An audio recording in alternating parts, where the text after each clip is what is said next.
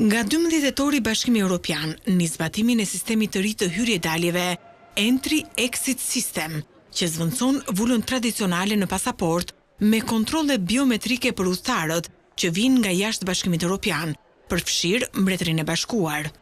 Në Itali, aeroportet e Milanos, Malpensa dhe Roma Fiumicino do të jenë të parat që do të zbatojnë fazën pilot të projektit. Procesi do zgjerohet më pas edhe në portet e Civitavecchia dhe Gjenova, përpara se të përfshijë të gjitha pikat kufitare deri në prill 2026. Sistemi i ri do të menaxhohet nga policia e kufirit dhe do të zvendësojë vullosjen manuale me një regjistrim elektronik që përfshin shenjat e gishtave, fotografinë dhe të dhënat personale të çdo udhëtari.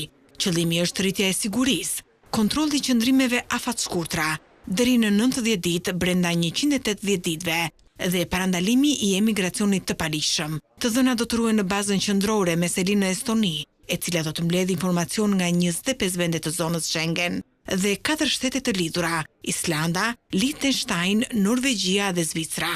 Në fazën e parë, rreth 10% e udhëtarëve në pikat e jashtme kufitare do të nënshtrohen kontrolleve biometrike, përpara se sistemi të bëhet plotësisht funksional në vitin 2026. Udhëtarët do të mund të përfundojnë një pjesë të procedurës edhe përmes kioskave veçshërbimi apo aplikacioneve digjitale. Fëmijët nën 12 vjeç do të përjashtohen nga marrja e gjurmëve të gishtave.